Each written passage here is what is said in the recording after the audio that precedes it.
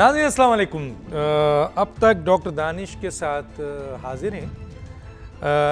कुछ अहम डेवलपमेंट है, अपने मेहमानों से बात करेंगे, लेकिन सबसे पहले तो वो क़ानून जो पार्लियामेंट ने पास किया था, आपके अदलिया इस्लाहाती बिल, जिसको प्रैक्टिस एंड प्रोसीजर आपके बिल कहा गया, और अब वो इसलिए क़ानून बन गया कि सदर साहब ने बग़ैर सिग्नेचर के वापस किया था, लेकिन वो ड्यूरेशन कंप्लीट हो गई और कौमी असम्बली ने यानी स्पीकर ने, ज़ाहिर स्पीकर की अप्रूवल से वहाँ के सेक्रेटरी ने उसको गज़ट को भेज दिया, नोटिफाई कर दिया। गोया अब वो कानून एक लॉ की सूरत रखता है। लेकिन यहाँ पर थोड़ा सा एक चीज़ बता दूँ कि ऑलरेडी सुप्रीम कोर्ट ने अपनी 8 रुकनी बेंच पे इसके कानून बनने से पहले इस जो बिल था उसको सस्पेंड किया था। लेकिन अब देखना ये है कि उनकी सस्पेंशन को, जो कि ऑलरेडी पार्लियामेंट ने और हुकूमत ने उस 8 रुकनी बेंच को मुकम्मल तौर पर मुस्तरद कर दिया था और उनके फ़ैसलों को मुस्तरद कर दिया था और कहा था कि ये मुतनाज़ा बेंच है, जो कुछ भी करना है फुल कोर्ट में करें। तो इसका मतलब ये है कि जब असम्बली नोटिफाई कर रही है तो एज ए तालिब इल्म मैं ये समझ रहा हूँ कि उन्होंने उस 8 रुकनी बेंच के उस मुअत्तल वाले फ़ैसले को या सस्पेंड वाले फ़ैसले को कबूल नहीं किया। तो एक लिहाज से ये अब कानून बन चुका है और कानून में अब चीफ़ जस्टिस का जो इख्तियार था इसमें सुओ मोटो नोटिस लेने का और बेंच बनाने का, वो इख्तियार शिफ्ट हो गया है 3 सीनियर तरीन जजेस का जो इस वक्त सुप्रीम कोर्ट में हैं, जिनमें सबसे जो इस वक्त सीनियर हैं वो चीफ़ जस्टिस खुद हैं और दूसरे नंबर पे जस्टिस काजी फाइज़ ईसा और जस्टिस तारिक मसूद। ये इस वक्त 3 जजेस हैं जिन्होंने ये सुओ मोटोस का इख्तियार अब पार्लियामेंट ने कानून की शक्ल में इन्हें दे दिया है। अब इस सूरत हाल में क्या होगा, चीफ़ जस्टिस इसको एक्सेप्ट करेंगे नहीं करेंगे, क्या ये अक्सरियत के जो 2 जजेस हैं सीनियर मोस्ट, वो इसका फ़ैसला करेंगे। ये गोट अब चली गई है, ये बॉल अब चली गई है सीनियर तरीन 3 जजेस के, जो कि सुप्रीम कोर्ट में इस वक्त मौजूद हैं। इसके साथ साथ मेरे साथ बहुत ही अहम एक्सपर्ट हैं, उनसे बात करेंगे, लेकिन इसके साथ साथ ये भी हम मालूम करेंगे कि सुप्रीम कोर्ट वाकई पंचायत का किरदार अदा कर सकती है या उसका काम सिर्फ आइन और कानून के मुताबिक तशरीह करना और फ़ैसला करना है। इत्तेहादियों के हवाले से पीटीआई से मुज़ाकरात की जो बातचीत चल रही है, जिसके ऊपर सुप्रीम कोर्ट का बहुत प्रेशर है, लेकिन बज़ाहिर अब साफ नज़र आ रहा है कि इत्तेहादियों में इस सिलसिले में शदीद इख्तलाफ था और इस सिलसिले में पीडीएम ने के सरबराह ने किसी भी किस्म की मुलाकात को मना कर दिया है, यानी रद्द कर दिया है। किसी भी सूरत में ये मुज़ाकरात इमरान खान से नहीं होंगे, उसके उन्होंने बहुत सी चीज़ें बताई हैं। और अब ये देखना है कि आया हुकूमत इस सिलसिले में किस हद तक पीडीएम के सरबराह की बात मानती है या पीटीआई के साथ वो मुज़ाकरात करती है। चंद इशूज़ हैं, इसके ऊपर बात करेंगे। मेरे साथ जो गेस्ट हैं आज, उनमें अली मोहम्मद ख़ान साहब, एक वज़ीर मुमलिकत, रहनुमा पाकिस्तान तहरीक इंसाफ, आपका बहुत शुक्रिया सर, आपने ज्वाइन किया। मेरे साथ है खुर्रम हमीद रोकड़ी साहब, सीनियर सियासतदान हैं, आपका ही बहुत शुक्रिया सर, आपने ज्वाइन किया। लेकिन सबसे पहले इरफान कादिर साहब, जो साबिक सेक्रेटरी कानून, साबिक अटॉर्नी जनरल हैं, उनसे बात करेंगे। जी इरफान कादिर साहब, मेरी आवाज़ आ रही है आपको? जी डॉक्टर साहब, आ रही है जी। सर दो तीन सवाल है, मैंने इसीलिए आपको जहमत दी है कि इस सिलसिले में आपसे रहनुमाई हासिल कर लूँ। एक तो ये है कि नोटिफाई हो गया, गज़ट में चला गया, तो अब आप समझते हैं ये कानून बन गया, और इस कानून के हवाले से जितना हमें पता था वो यही था कि मैंने इंट्रो में बताया कि अब ये इख्तियार चीफ जस्टिस के पास नहीं है, ये 3 रुकनी सीनियर जजेस के पास चला गया। आप इसको कैसे देखते हैं सर? देखें, आइन में कानून साजी का इख्तियार जो है वो पार्लिमान को है और कानून को रोकने का इख्तियार किसी को नहीं है, सुप्रीम कोर्ट को भी नहीं है, किसी को नहीं है कि कानून को रोक दें। हाँ, जब कानून बन जाए और वो कानून मुतसादम हो आइन की किसी शिक से, तो उसको स्ट्राइक डाउन कर सकती हैं अदालतें। इस हद तक अदालतों का इख्तियार है। लेकिन ये नहीं है कि कानून बनने से रोकते हैं, यानी कि एक पौधा जो निकलना है उस गमले में से पार्लिमान के, उस पौधे को ये नहीं आप कर सकते कि उसको जड़ से एकदम पहले ही काट दें, उसको उगने ही ना दें, ये नहीं कर सकते। अच्छा सर, अब ये आप समझते हैं कि ये इख्तियार चीफ इस कानून के जो बन चुका है, तो ये इख्तियार अब चीफ जस्टिस से तो निकल गया है, अब चला गया 3 सीनियर, तो क्या ये बॉल जो कि कानून सुप्रीम कोर्ट में पहुंच गई है, जहां ऑलरेडी बहुत बड़ी तकसीम है, एक 8 जजेस की और एक 7 जजेस का, आप क्या देखते हैं कि इसमें जस्टिस काजी फ़ाइज़ ईसा और जस्टिस तारिक मसूद और जस्टिस आपके अता बंदयाल के लिए अब क्या है इस सिलसिले में जो कानून बना है, उन्हें क्या करना चाहिए? मेरा ख्याल है उन्हें चाहिए मिलजुल के ये बेंचेस कायम करें कंसेंसस के साथ, ताकि ये जो एक इम्प्रेशन क्रिएट हो गया है वन मैन शो, ये जजेस कह रहे हैं, मैं खुद नहीं कह रहा, लेकिन जजेस ने चूंकि ये आवाज उठाई है वन मैन शो की, तो इसलिए उस इम्प्रेशन को, ये कानून का फायदा होगा इनको, क्योंकि ये तीनों जजेस अगर आपस में मिल के आइंदा से बेंचेस बना लें, तो वो जो फर्दे वाहिद जो इतने सालों से मुख्तलिफ चीफ जस्टिस जो हैं वो वन मैन शो करते रहे हैं, मसलन पीटीआई को बहुत शिकायत थी इनसे, इफ्तिखार चौधरी से और उसके बाद बहुत सारे जजेस से, और इसी तरह दूसरी जमातों को भी शिकायत रही। तो अब ये है कि इन दी लॉन्ग रन ये एक अच्छी चीज होने जा रही है, तो इसको मेरा ख्याल है कि कंसेंसस ओरिएंटेड बेंच मेकिंग जो है वो होगी, तो वो मैं समझता हूँ कि आइन का जो आर्टिकल 25 है उसके एन मुताबिक होगी और ड्यू प्रोसेस के मुताबिक होगी। अच्छा सर, अगर जिस तरह थोड़ा सा एज ए तालिब इल्म मैंने पढ़ा है कि अक्सरियती फैसले को एक्सेप्ट किया जाएगा, अगर चीफ जस्टिस इसमें शामिल नहीं होते हैं इस कमेटी में, तो क्या ये 2 अरकान सो मोटो नोटिस भी ले सकते हैं, इसका फैसला कर सकते हैं और बेंच बना सकते हैं? हाँ, अगर चीफ जस्टिस ही नहीं, अगर कोई अरकान में से भी कोई शामिल नहीं होता, तो फिर जो बकाया 2 जज साहिबान हैं वो ये फिक्सेशन भी कर सकते हैं केसेस की, और वो ये भी डिसाइड कर सकते हैं कि इसमें question of public importance pertaining to fundamental rights involve है कि नहीं, ये सारे मामला वो डिसाइड कर सकते हैं और अपीलों को भी फिक्स कर सकते हैं। वाह। और एक सर आखिरी सवाल मैं आपको तकलीफ दूंगा, फिर बहुत सारे क्वेश्चन हैं क्योंकि जस्टिस काजी ने तो एक बहुत सी चीज़ें खोली हुई हैं, किसी वक्त 1-to-1 प्रोग्राम करूंगा, लेकिन इस वक्त मैं आपसे सिर्फ एक और चीज़ पूछना चाहता हूं अपनी इस्लाह के लिए, क्योंकि मुझे किसी किताब में किसी जगह नज़र नहीं आया कि सुप्रीम कोर्ट सियासी जमातों को बुलाकर या उनको बैठाकर जो है वो मामला दुरुस्तगी करे और कहे कि अगर आप राज़ी हो जाए तो लॉ में यानी जो फैसले हैं उसमें तब्दीली हो सकती है। क्या ये लोग इसे पंचायत का नाम दे रहे हैं? आप समझते हैं कि ये इख्तियार है सुप्रीम कोर्ट में? देखें, सुप्रीम कोर्ट को ये अंदाजा हो गया है कि उनको इस मामले में इख्तियार नहीं था।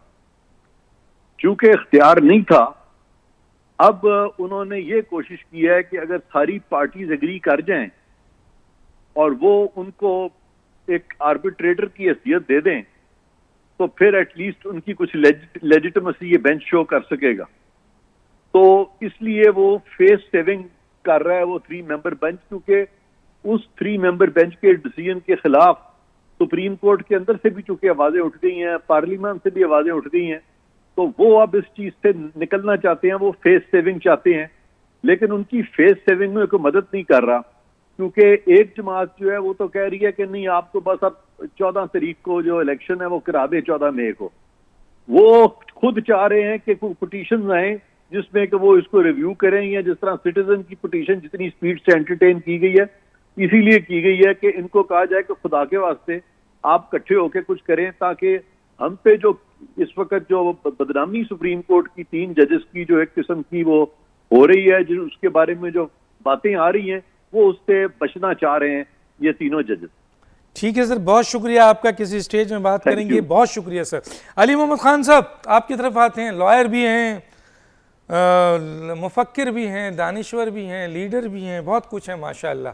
तो सर फिलहाल तो सबसे पहला सवाल हमारा ये है कि कानून बन गया है, कानून बन के अब जो है नोटिफाई भी हो गया, अब चला गया है ये सुप्रीम कोर्ट में, और अब जाहिर है सुप्रीम कोर्ट के 8 रुकनी बेंच एक फ़ैसला लिए बैठा हुआ है। अब होगा क्या आपकी नज़र में, होगा क्या और होना क्या चाहिए? जी सर। जी बहुत शुक्रिया। बिस्मिल्लाहिर्रहमानिर्रहीम। अल्लाहुम्मा सल्लि व सल्लिम व बारिक अला सय्यिदिना मोहम्मद व अला आलि मोहम्मद। सबसे पहले तो डॉक्टर साहब आपको और आपके नाज़रीन को, पूरे पाकिस्तान को कल की ईद उल फितर बहुत बहुत मुबारक। खैर मुबारक। और इस खुशी के साथ कि बड़े अरसे बाद एक दिन पूरे मुल्क में ईद उल फितर मनाई जा रही है, और आज पूरे पाकिस्तान ने ईद का चांद भी देखा। तो बड़ा कम होता है कि ईद का चांद देख के आप ईद मना रहे हो। तो हमें तो कोई कह देता है कि फलानी जगह पे पता नहीं किसी ने देखा है, तो बस फिर वो सारा हवाई फायरिंग शुरू हो जाती है। मैं तो कल से लगा हुआ था, आज भी मैंने बात की, मैं कहा खुदा का वास्ता है ये आसमान की तरफ फायरिंग ना किया करें। ये एक महीना अल्लाह की मांग के उसी आखिरी रात फिर आप अल्लाह ताला से बागी हो जाते हैं। जो गोली ऊपर जाती है वो नीचे आती है, किसी के सर में लगती है, किसी के सीने में।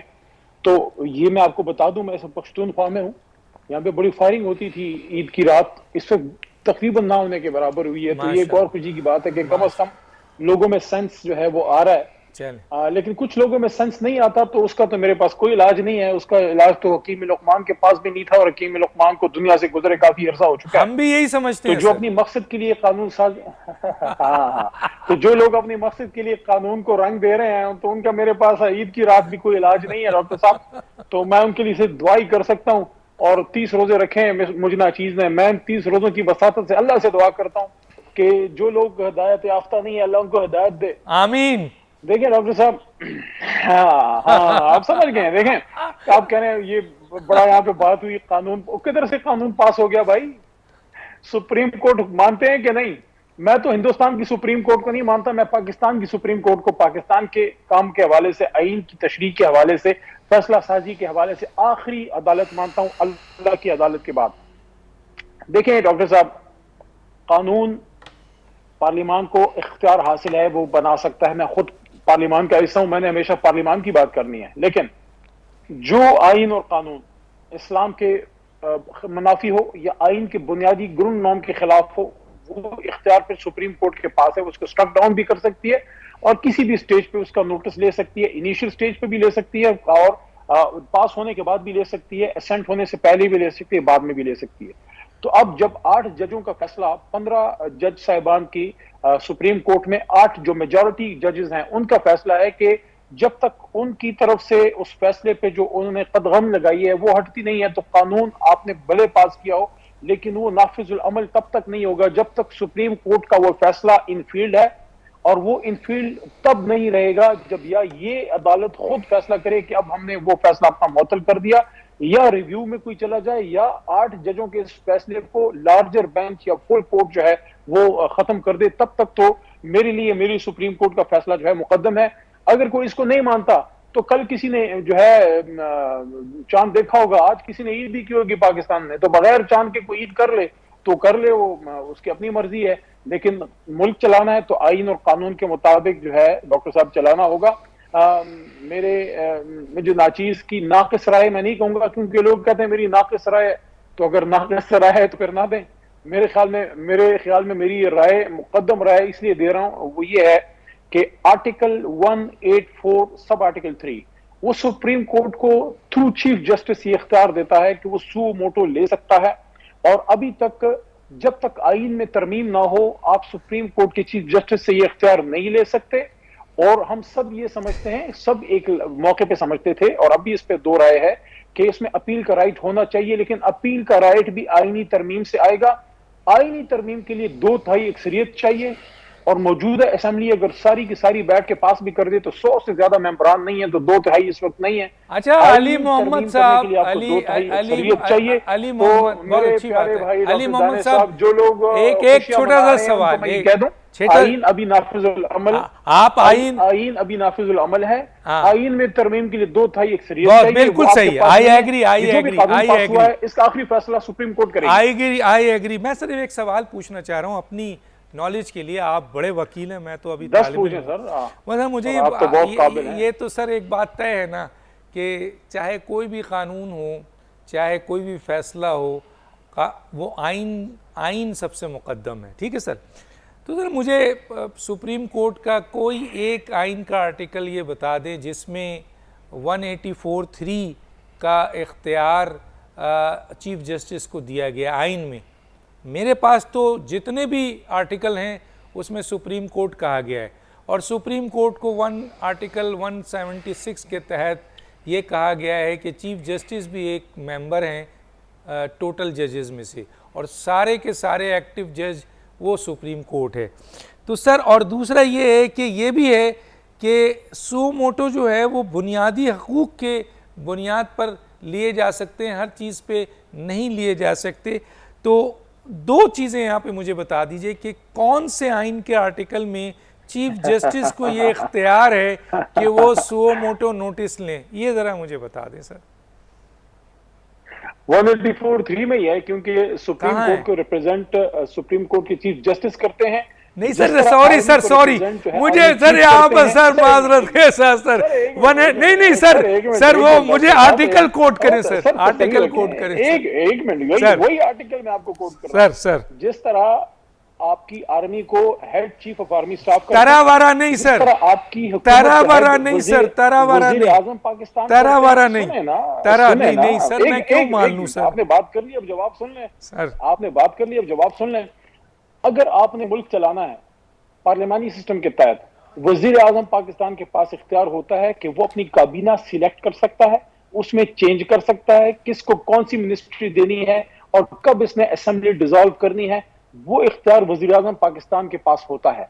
अगर आप कहते हैं कि नहीं, ये आज से ये इख्तियार वजीर आजम के पास नहीं होगा, उसके 3 सीनियर मिनिस्टर्स ये फैसला करेंगे कि किस मिनिस्टर को कौन सी पोर्टफोलियो देनी है। कहां से कहां मिला रहे हैं सर, जब आप खुद कह रहे हैं। एक मिनट सर, मैं कैसे आगे एक मिनट डॉक्टर साहब, नहीं आपकी मन मर्जी का तो मैं जवाब नहीं, मैं तो आपसे आइन के मुताल्लिक पार्लियामेंट्री फॉर्म ऑफ गवर्नमेंट है, सुने ना, जहां तक पार्लियामेंट्री फॉर्म ऑफ गवर्नमेंट है उसमें हुकूमत के फैसले वजीर आजम करेंगे। असेंबली तोड़नी है, ये वजीर आजम का फैसला है।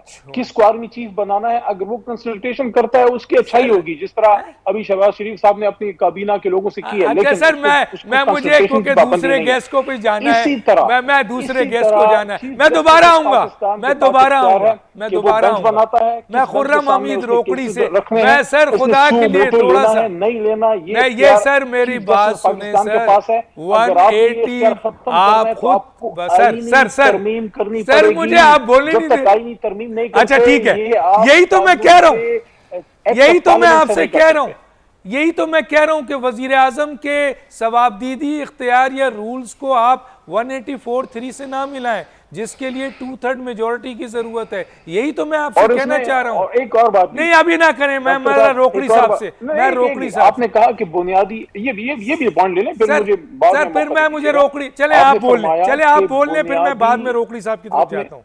लेकिन मेरा सवाल तो सुने, एक लाइन है, मेरा सवाल तो सुने। आपने फरमाया कि बुनियादी हकूक का कोई मामला होगा तो उस पर सू मोटो होगा और उसके अलावा नहीं होगा। तो सुप्रीम कोर्ट लेगा, सुप्रीम कोर्ट लेगा। हमारे अवाम का ये भी एक बुनियादी हक है कि उनको राइट ऑफ वोट मिले। अगर कोई भी उनको वोट के हक से महरूम कर रहा है, मैंने मना नहीं किया। आप खामखा उस तरफ जा रहे, मैंने कब मना किया है? मैंने कब कहा है कि सर वोट क्या, वोट एक बंदे का, मैंने कहा फंडामेंटल राइट्स पे लेगा और सुप्रीम कोर्ट लेगा। मैं तो अभी भी कह रहा हूँ फंडामेंटल राइट्स पे लेगा और सुप्रीम कोर्ट लेगा, लेकिन आप मुझे नहीं दे रहे रास्ता। आप पकड़े गए सर, फंडामेंटल राइट्स, सर आप पकड़े गए, आप पकड़े गए, आपने फरमाया पकड़े गए राइट्स के खिलाफ कोई चीज होगी तो उस पर सू मोटो होगा। सर ठीक है, तो मैंने कब कहा कि वोट देना फंडामेंटल राइट्स नहीं है? मैंने कब कहा? अब अगर उससे कोई उनको महरूम कर रहा है, सर कौन कह रहा है फंडामेंटल राइट से कोई उनको महरूम कर रहा है? मैं कब कह रहा हूं सर, हुकूमत कर रही है। मैं कब कह रहा हूं आर्टिकल 224 के लिए 90 मैं कब कह रहा हूं कि नहीं कर सकती? मैं कब कह रहा हूं? वो सर मैंने ये नहीं कहा फंडामेंटल राइट अब्यूज हो रहा है। नहीं, मैंने ये नहीं कहा। वो सर खुदा के लिए रिकॉर्डिंग रिव्यू करवा दूं, मैंने ये कहा है कि सुप्रीम कोर्ट 184(3) का एक्शन लेगी और फंडामेंटल राइट्स पे लेगी, ये कहा है। अब मैं तो क्या ये फंडामेंटल राइट नहीं है? मैंने कब कहा? मैंने तो नहीं मना किया। क्या मैं तो आपसे जो सवाल पूछ रहा हूँ वो सिर्फ ये इसका मतलब है कि आप इस बात को मानते हैं कि वकील साहब, मैं तो आपसे एक सवाल पूछ रहा हूँ, सही वकील लिया। साहब एक सवाल पूछ रहा हूँ। आप ये मानते हैं कि सर पावर के तहत इस फंडामेंटल मामले पे उन्होंने अपना सुमोटो इख्तियार सही इस्तेमाल सर किया? मैं आपसे ये कह रहा हूँ कि चीफ जस्टिस को सुमोटो नोटिस लेने का इख्तियार क्या आइन देता है, तो कौन सा आर्टिकल देता है, ये बता दें सिर्फ। मेरे प्यारे भाई डॉक्टर दानिश साहब, ये है सर, जजों ने मिल हाँ, के ये है सर किताब 200, ये है सर ये है किताब 280 आर्टिकल, नहीं sir sorry sir 280 article 7 schedule है, 280 आर्टिकल 7 शेड्यूल है, 280 आर्टिकल 7 शेड्यूल है, 280 आर्टिकल 7 शेड्यूल है। एक आर्टिकल बता दें जिसमें चीफ जस्टिस को 184 सब आर्टिकल 3 सुप्रीम कोर्ट को इख्तियार देता है, लिखा, मैं पढ़ दूं सर, सुप्रीम कोर्ट को। Yes, you are great, you are great, you are great my dear, कि आपने कह दिया कि सुप्रीम कोर्ट को इख्तियार है, और 176 ये बताता है कि सुप्रीम कोर्ट तमाम जजेस को कहते हैं। एक छोटा सा ब्रेक, एक ब्रेक, फिर वापस आता हूं, एक छोटा सा ब्रेक।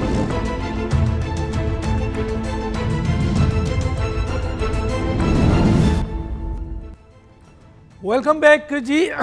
मैं आता हूं जनाब खुर्रम हमीद रोकड़ी साहब की तरफ। खुर्रम हमीद रोकड़ी साहब, दो तीन चीज़ें आपके सामने रखता हूं। एक तरफ तो ये कि जी इस वक्त कानून पास हो गया है, और जब कानून पास कर दिया है तो पार्लियामेंट स्टैंड करती है, और आपने कानूनदान साहब की बात सुनी, अली मोहम्मद साहब का अपना पॉइंट ऑफ व्यू, हम उसकी इज़्ज़त करते हैं कि, लेकिन दूसरी तरफ ये है कि अब ये कानून चला गया है सुप्रीम कोर्ट, तो वहाँ पे जो सीनियर मोस्ट जजेज़ हैं उन्होंने फ़ैसला करना है। दूसरी तरफ जो सिंपल है वो ये है कि सुप्रीम कोर्ट जिस तरह का एक्ट कर रही है उससे पंचायत की बात, मौलाना फजल रहमान ने साफ तौर पे कह दिया, दो बातें की हैं। एक तरफ तो उन्होंने कहा है कि ये सियासी पंचायत की जगह नहीं है, ये अदालत है। दूसरा उन्होंने कहा है कि ये सुप्रीम कोर्ट के 3 रुकनी बेंच सहूलतकार बने हुए हैं एक पार्टी के लिए, और सारी सियासी जमातों को और सारी रियासत को, सारी हुकूमत को, सारे इदारे को एक तरफ कर दिया है। क्या कहेंगे सर? डॉक्टर साहब, सबसे पहली चीज़ यह है कि इरफान कादिर साहब ने बड़ी वजाहत कर दी। मैं ज़रा 2-3 पॉइंट्स पे आऊँगा, सारे को रिलेट करूँगा जो आपने कहा। ज़रूर। कानून साज असेंबली का काम ही कानून बनाना है, और वो कानून बनाएंगे। अब सोचना यह है कि क्या इस कानून की ज़रूरत थी। डॉक्टर साहब, सबसे अहम चीज़ ये है कि ये जो कानून बनाया गया है, या जो पार्लियामेंट के अंदर जिस कानून को लेके आ गया, क्या इसकी ज़रूरत थी? हम जो विटनेस कर चुके हैं पिछले कुछ अरसे में और पिछले चीफ जस्टिस के दौरान, कि इस कानून, ये जो सुमोटो एक्शन है, इसका जो नाजायज़ फ़ायदा उठाया गया, और उस सीट्स के ऊपर बैठकर बिल्कुल एक पार्टी जब बन जाता है कोई शख्सियत भी किसी भी ओहदे के ऊपर बैठकर, तो उसको क्यों ना पूछा जाए पार्लियामेंट क्या करेगी? पार्लियामेंट नहीं पूछेगी तो पुलिस पूछेगी, पार्लियामेंट कानून नहीं बनाएगी तो कौन इलेक्शन कमीशन बनाएगा? दूसरी चीज़ ये है कि इस कानून की ज़रूरत थी। मैं पहले भी आपके प्रोग्राम में कह चुका हूँ कि क्या जुडिशरी इस वक्त ब्लेमलेस है? जुडिशरी इस वक्त डॉक्टर साहब ब्लेमलेस नहीं है, और इस कानून का बनना बहुत खुशाइंद है। और इस सारे मामले के अंदर जो मौलाना फजल रहमान खान का स्टैंस है वो इतना क्लियर और इतना वाज़े और इतना खूबसूरत है कि जिसको बाकी भी पार्लियामेंटेरियंस को और बाकी पार्टीज़ को भी उसको लेकर चलना चाहिए। पॉइंट नंबर 2, चीफ जस्टिस का ये जो बेंच पीछे बने हैं पिछले हम कुछ अरसा से जो देख रहे हैं, क्या इससे किसी भी एक आम आदमी को क्या एहसास होता है कि इमरान खान जो एक ज़मान पार्क के अंदर बैठा हुआ है, आस्ताना आलिया हुजरा पता नहीं क्या, यानी उसको प्रमोट करने के लिए, उसको प्रोटेक्ट करने के लिए, और उसको इन अदालतों रिलीफ पर रिलीफ देने के लिए, उसको कहीं से भी रिलीफ ना मिले तो यहाँ से उसको रिलीफ मिलेगा, ये एक बात चली गई है कौम में। मैं तो इस चीज़ को ऐसे समझता हूँ, अगर किसी और के पास इसका कोई और जवाब है तो वो दे सकता है। पॉइंट नंबर 4, डॉक्टर साहब, हमने मुल्क के साथ कर क्या दिया? ये सुमोटो एक्शन का जो एक अनफॉर्चुनेट एक सिलसिला चल रहा है यहाँ पे, ये क्या कानून सुमोटो एक्शन कोई ख़त्म कर दिया गया है? ये तो ख़त्म तो नहीं हुआ।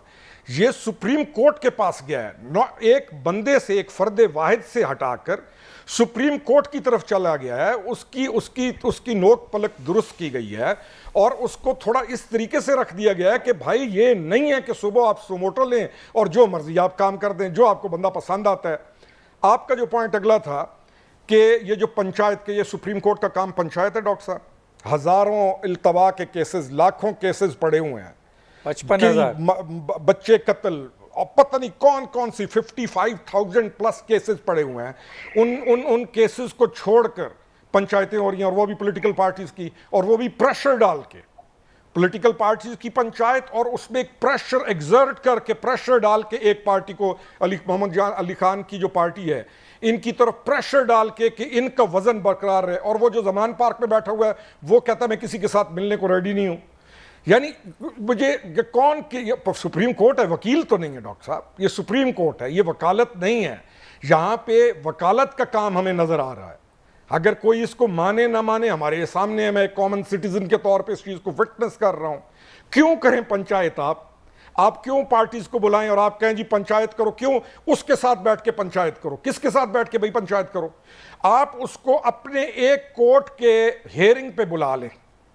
आपकी कोर्ट्स के ऊपर आके वो हमले करता है हजारों आदमियों के साथ, आप उससे सिर्फ ये पूछ लें कि तुमने जुडिशल कॉम्प्लेक्स के ऊपर या तुमने फलानी अदालत के ऊपर जिस तरीके से चढ़ाई की है और जो तुमने हमले किए हैं उस पर भी तो कोई एक आधा सू मोटो नहीं तो एक कुछ तो हो जाना चाहिए। डॉक्टर साहब बहुत अच्छा काम किया पार्लियामेंट ने, और पार्लियामेंट ने एक फर्द वाहिद से, जिसको हम विटनेस कर रहे हैं, पाकिस्तान बहुत ज्यादा अरसे से इस एक सूमो, साकिब निसार साहब का मुझे वो दौर याद है, सूमोटो एक्शन पे सूमोटो एक्शन चल रहा है और पता नहीं क्या कुछ चल रहा है। बहुत अच्छा हुआ है, ऐसा होना चाहिए था। और पार्लियामेंट का काम है कानून बनाना, पार्लियामेंट ने कानून बनाया, ठीक। सुप्रीम कोर्ट का काम कानून बनाना नहीं है। ठीक, मेरे तो ये पॉइंट्स हैं, और इसको इंडोर्स करते हुए कि ये बहुत ही आला काम हुआ है डॉक्टर साहब। ठीक है। जी सर, मैं जरा सा आता हूं अली मोहम्मद साहब की तरफ। अच्छा फिर डॉक्टर आपकी साहब एक तरफ। और चीज, डॉक्टर साहब जी बोलें। डॉक्टर साहब एक और चीज, मैं अली खान ने एक लफ्ज इस्तेमाल किया, हदायत याफ्ता हक, यानी जो पीटीआई के साथ है वो हदायत याफ्ता है और वो हक पर है। सही। इमरान खान ने पिछले दिनों तकरीर के अंदर कहा कि हमारी ये जो जंग है ये हक व बातिल की जंग है। माशाअल्लाह। अब अगर अली खान तो क्योंकि पढ़े लिखे आदमी और इन्होंने कुरान पढ़ा हुआ भी है माशाअल्लाह। कि हक का मतलब ये है कि आप तो हो गए ना मुसलमान हो गए। हाँ। तो जो बातिल पे है, यानी आप सोचें कि किस फ्रेम ऑफ माइंड में ये कल्ट चली गई है सर, कि जो इनके साथ है वो हक पे, जो नहीं है वो हक पे नहीं है। सर मैं बिल्कुल क्लियर हो गया। मैं जरा अली मोहम्मद साहब से बात कर लूं सर थोड़ा सा, फिर मैं आपकी तरफ आता हूं। अली मोहम्मद खान साहब, इस ड्यूरेशन में आपने मुझे पूरी से पहले एक कमेंट मैं कमेंट जरूर चले। अच्छा दे दें आपके सवाल से पहले एक कमेंट मैं कर दूं। जिस तरह आप मुझे बार बार रोक रहे थे, बोल नहीं दे रहे थे, बड़े मजे लिए हैं आपने रोकड़ी साहब की गुफ्तगू कर रहे थे और आपके चेहरे में सर वो 184.3 सर माशाल्लाह गलत नहीं बोल रहे थे ना सर।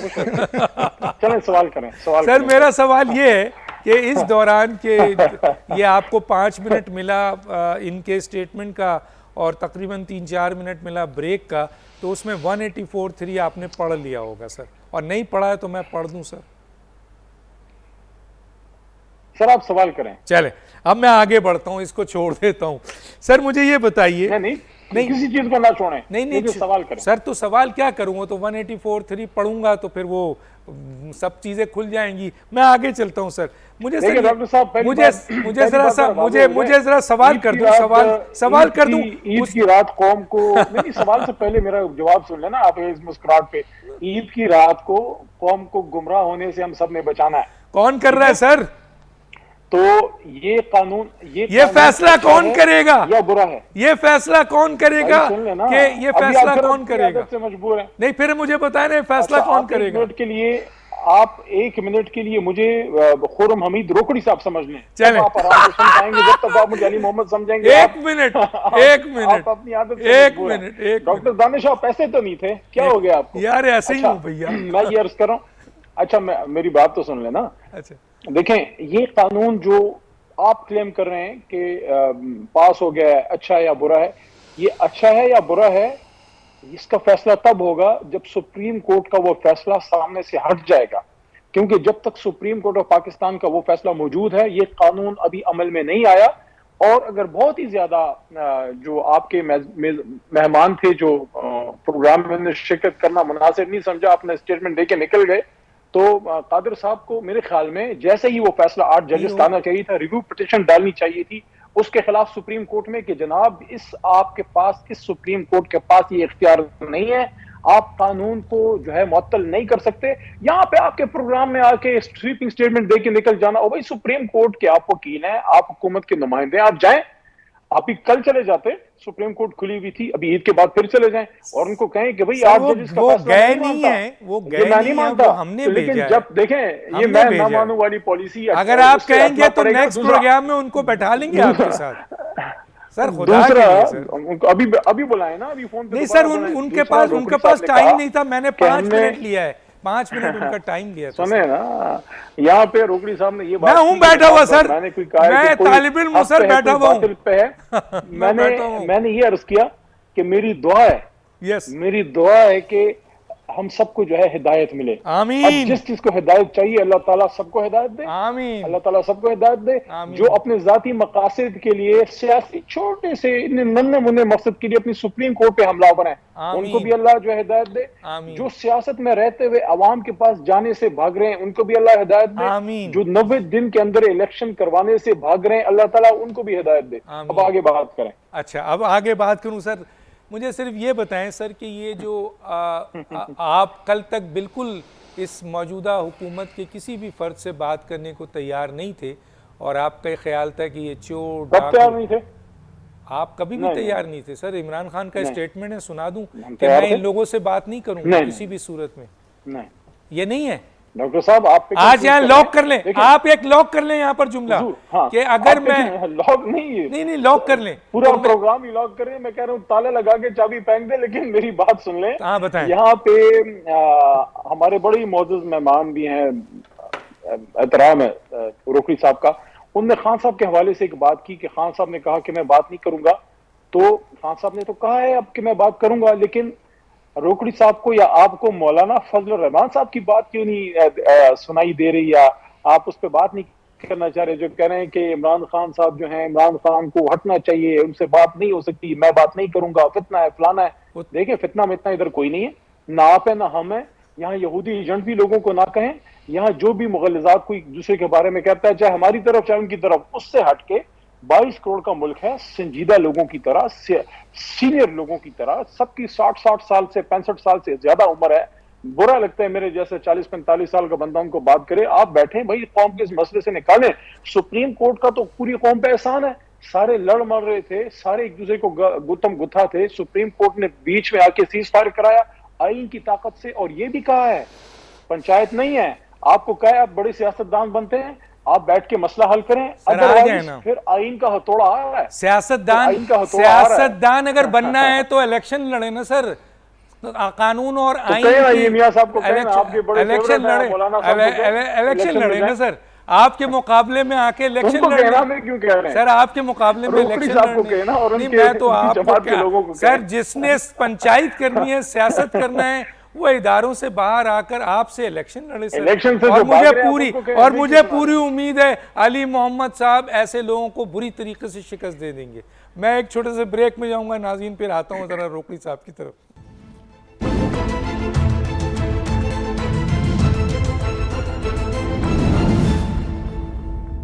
वेलकम बैक रोकड़ी साहब, मैं आपसे ये 2 सवाल क्लियर जवाब चाहता हूं, आप भी क्योंकि इमरान खान के साथ बहुत ज़्यादा रहे हैं, मुझे 2 सवाल का जवाब दीजिए और आपके पास 3-3.5 मिनट है। एक तो ये कि सर मुझे ये बताइए कि अगर कल इलेक्शन हो जाए, अगर इमरान खान हार जाएं तो क्या वो मानेंगे सर? एक तो ये सवाल है। और दूसरा कि अगर ये सियासी जमातें या हुकूमत इमरान खान के साथ एग्रीमेंट करे तो क्या गारंटी है कि इमरान खान साहब थोड़े ही लम्हे में उस एग्रीमेंट को उठाकर फेंक दें और यू टर्न ले लें? जी सर। डॉक्टर साहब, क्या इमरान खान के साथ एग्रीमेंट होना चाहिए? पहला सवाल देखें ना, किसी भी इंसान की कैफियत और उसकी जो गुजरी हुई कारकर्दगी होती है उस पर आप बुनियाद करते हैं कि क्या इसके साथ मामलात किए जा सकते हैं कि नहीं किए जा सकते।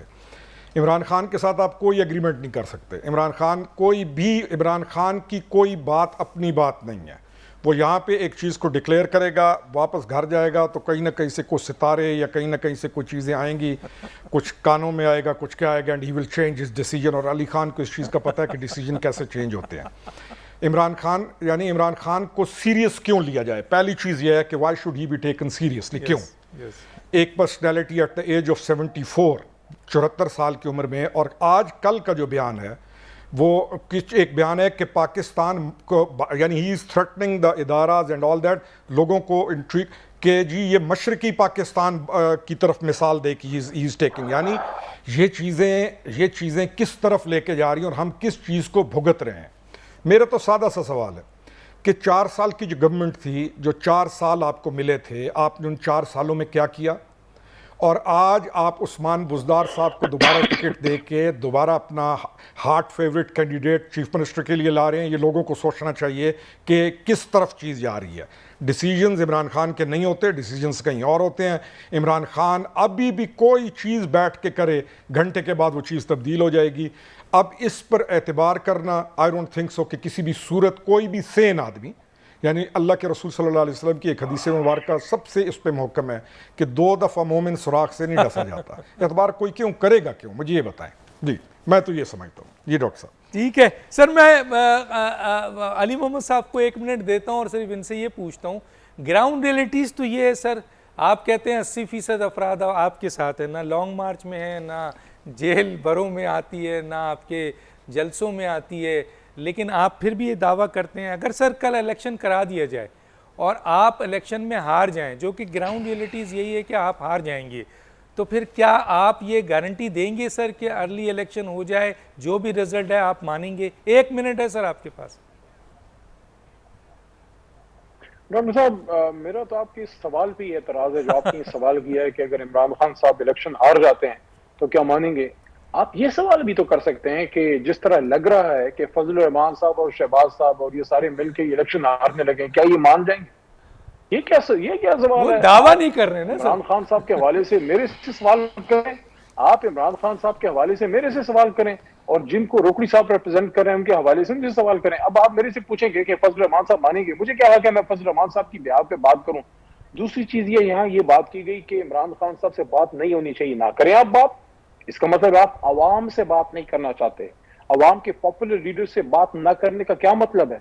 इमरान खान साहब ने ये बात आपको की है कि माजी में आपने एक गलती की, शेख मुजीब की बात ना सुन के 2/3 जिसके पास थी उसको हटा के आपने भुट्टो को जो है लेके आए। ये इमरान खान ने बात की है कि जो अवाम को रिप्रेजेंट कर रहे हैं, जिनके पास अक्सरियत है, आपको उनसे बात करनी पड़ेगी। आज ये लोग कहते हैं हम इमरान खान साहब से बात नहीं करते, ना करें बात, आपकी अनाज सातवें आसमान में है, तो गुरूर का तो हमारे पास कोई इलाज नहीं है। हाँ, बिल्कुल अवाम अगर